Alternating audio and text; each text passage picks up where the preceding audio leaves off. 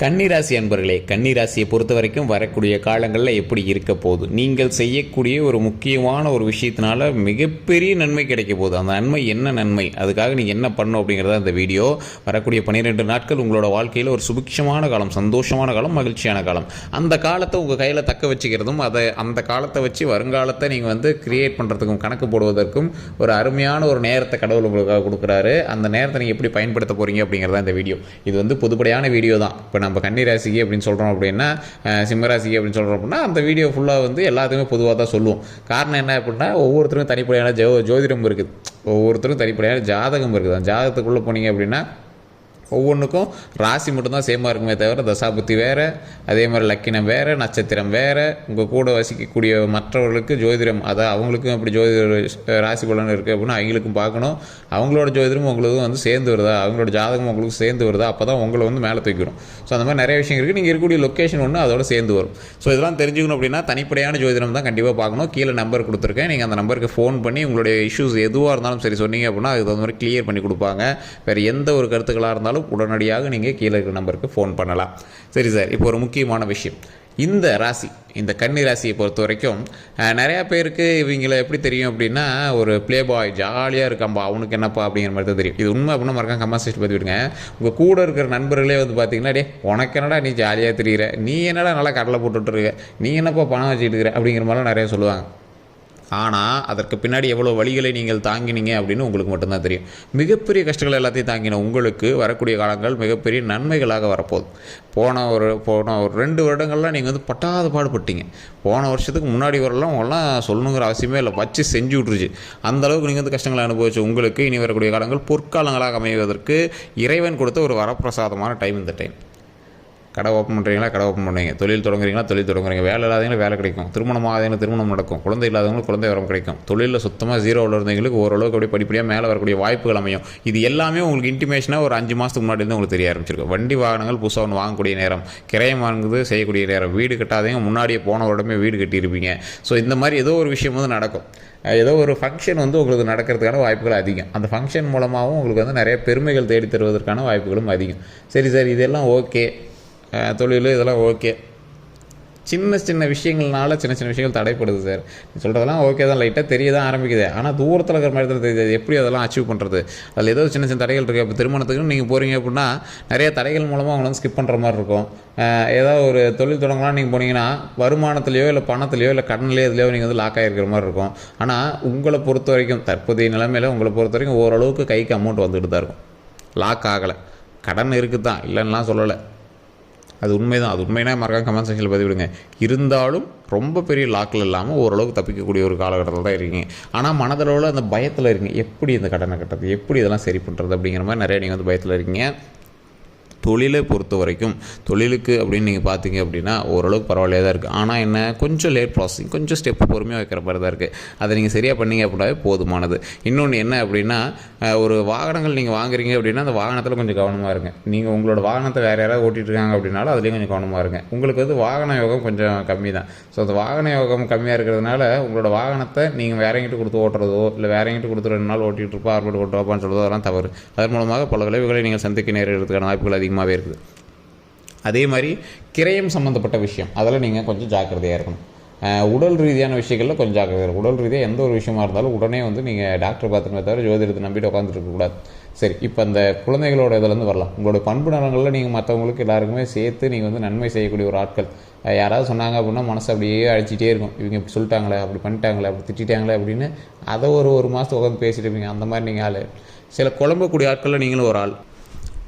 வெளித்தோற்றத்தில் பார்த்தீங்கன்னா நீங்கள் அப்படியே ஜாலியாக இருக்கிற மாதிரியும் அது மாதிரி இருப்பீங்க. ஆனால் நீங்கள் பட்ட அளவு கஷ்டத்தை வேறு யாருமே பட்டிருக்க மாட்டாங்க. நீங்கள் படுற அளவுக்கு ஒர்க்கோ, பேக்ரவுண்ட் ஒர்க்கோ இல்லை வேறு யாருமே போட்டிருக்க மாட்டாங்க. இருந்தாலும் சில நேரத்தில் உங்களுடைய உடல்களை நீங்கள் கவனிக்கிறதுக்கு மறுத்துறீங்க. அதனால் விளைவாக தான் போன சில வருடங்களாகவே உடம்புக்கு ரொம்பவே நீங்கள் கஷ்டங்களை அனுபவிச்சிருப்பீங்க. போன வருடத்துக்கு முன்னாடி வரலாம் பார்த்தீங்கன்னா கண்டிப்பாக நீங்கள் டாக்டர் சம்மந்தப்பட்ட விஷயத்துக்கு போயிருப்பீங்க. போன வருடத்துலேயும் சரி ஒரு 2 நாட்களாவது நீங்களாம் ஹாஸ்பிட்டலில் இருந்திருப்பீங்க. ஏதோ ஒரு விஷயத்துக்காக நீங்கள் இருந்திருப்பீங்க. வேறவங்களுக்காகவாவது நீங்கள் போய் தங்கியிருக்கிற காலகட்டம் போன ஒரு 8 மாதத்துக்கு முன்னாடிலாம் இருந்தது. அதெல்லாம் மீறி வெளியே வந்தீங்க. ஒரு மகிழ்ச்சியான தருணமாக உயிர் தப்பிச்சு வெளியே வந்தது பெரிய விஷயமாக இருந்தது. நிறைய ஊசி போட்டிருப்பீங்க, நிறைய ஸ்கேன் எடுத்திருப்பீங்க. நிறைய சம்மந்தமான ஏதோ ஒரு விஷயம் பண்ணியிருப்பீங்க.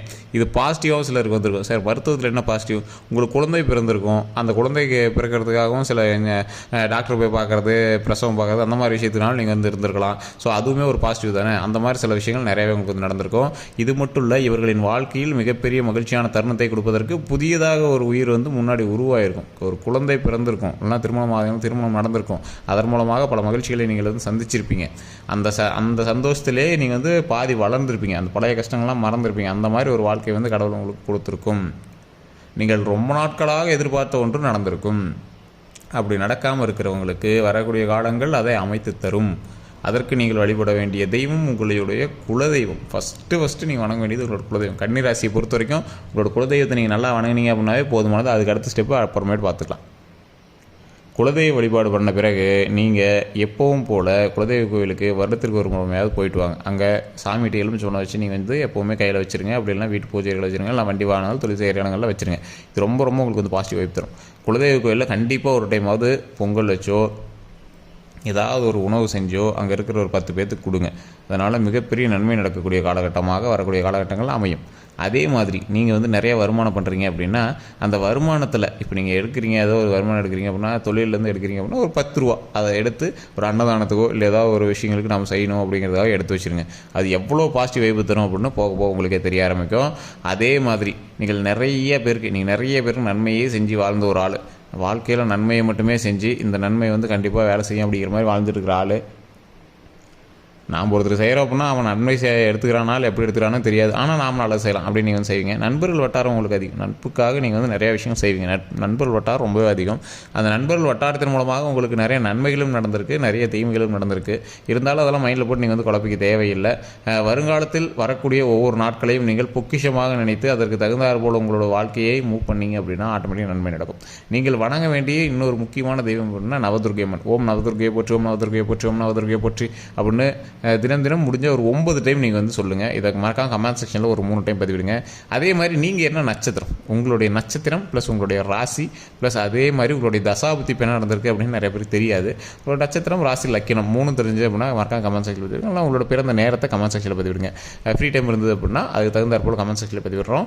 அப்படி இல்லை அப்படின்னா உங்களோட ஃபோன் நம்பர் கீழே பாருங்கள், ஃபோன் நம்பர் கொடுத்துருக்கோம். அந்த ஃபோன் நம்பருக்கு ஜஸ்ட் கால் பண்ணுங்கள். கால் பண்ணி உங்களுடைய ப்ராப்ளத்தை சொல்லி நீங்கள் உங்களோட ஜாதகத்தை வந்து பார்த்து தெரிஞ்சுக்கலாம்.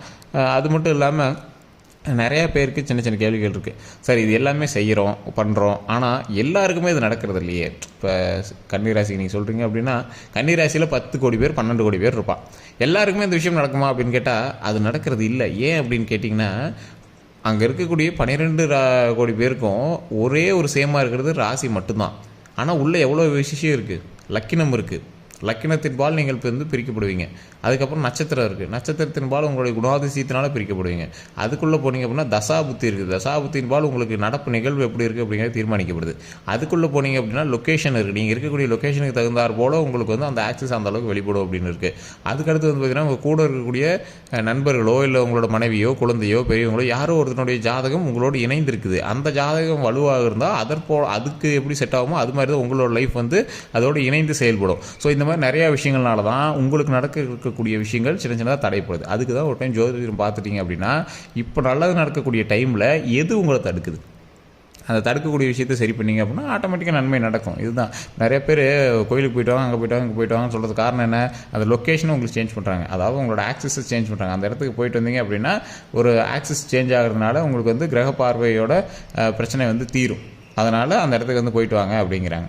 ஒரு எக்ஸாம்பிளுக்கு நீங்கள் வந்து குரு பகவான் கோயிலுக்கு போயிட்டு வாங்க, ஆலங்குடி போயிட்டு வாங்க அப்படின்னா உங்களோட ஆக்சிஸ்லேருந்து அந்த ஆக்சிஸ்க்கு நீங்கள் திருப்பும் போது அந்த தசாபத்தியில் உங்களை வந்து அங்கே நகர்த்தும் போது அதற்கு தகுந்தாற் போல் நன்மைகள் நடக்கிறதுக்கு 100% வாய்ப்பு இருக்குது. அதனால தான் அதற்கு தகுந்தாற் போல் ஒவ்வொரு இடங்களை சூஸ் பண்ணுறாங்க. ஆனால் இப்போ உங்களுக்கு உங்களுடைய குலதெய்வம் தான் உங்களுக்கு மிகப்பெரிய ஒரு ப்ளஸ் பாயிண்ட்டு. அந்த குலதெய்வத்தை வணங்குங்க. அதே மாதிரி நவதுர்க்கை அம்மனை வணங்குங்க. நீங்கள் எந்த தசாபுத்தியான கோயிலுக்கு போகணும் அப்படிங்கிறது உங்களுடைய ஜாதகத்தை பார்த்தா மட்டும் தான் தசாபுத்தியை கால்குலேட் பண்ண முடியும். அதனால் உங்களுடைய தனிப்பட்ட ஜாதகத்தை கீழே இருக்கிற நம்பருக்கு கான்டாக்ட் பண்ணி நீங்கள் வந்து பேசி தெரிஞ்சுக்கோங்க. அதன் மூலமாகவும் உங்களுக்கு அடுத்தடுத்த ஸ்டெப் என்ன பண்ணும் அப்படிங்கிறது தெளிவாக சொல்லிடுவாங்க. இதுதான் வந்து நம்மளுடைய சேனல் மூலமாக உங்களுக்கு நம்ம சொல்கிறது. ஸோ வேறு ஏதாவது கருத்துக்கள் இருக்குது அப்படின்னா பறக்காம கமெண்ட் செக்ஷனில் பதிவு விடுங்க. நம்ம சேனல் நீங்கள் வந்து சும்மா தான் பார்த்துருக்கீங்க அப்படின்னா கண்டிப்பாக ஃபாலோ பண்ணிட்டு பாருங்கள் சார். ஃபேஸ்புக்கில் பார்த்தீங்கன்னா ஃபாலோ பண்ணிக்கோங்க. அதே மாதிரி யூடியூப்பில் பார்க்குறீங்க அப்படின்னா சப்ஸ்கிரைப் பண்ணிட்டு பக்கத்தில் பெல் பட்டன் ப்ரெஸ் பண்ணிட்டு அதில் பக்கத்தில் ஆல் அப்படிங்கிறத கிளிக் பண்ணி பெல் பட்டன் ப்ரெஸ் பண்ணி அதில் ஆல் அப்படின்னு கிளிக் பண்ணிக்கோங்க. அப்போ தான் உடனுக்குடன் உங்களுக்கு வந்து நோட்டிஃபிகேஷன் வரும். அடுத்து நீங்கள் என்ன செய்யணும் அப்படிங்கிறத அப்டேட் நான் வந்து அப்டேட் பண்ணிகிட்டே இருப்போம். உங்களுக்கு வேணுங்கிற எல்லா விஷயத்தையும் நம்மளோட சேனல் மூலமாக நம்ம தெரிஞ்சுக்கலாம். உங்களுடைய கருத்துக்களை மறக்காமல் கமெண்ட் செக்ஷனில் பதிவிடுங்க. எல்லோருக்கும் நன்றி நண்பர்களே.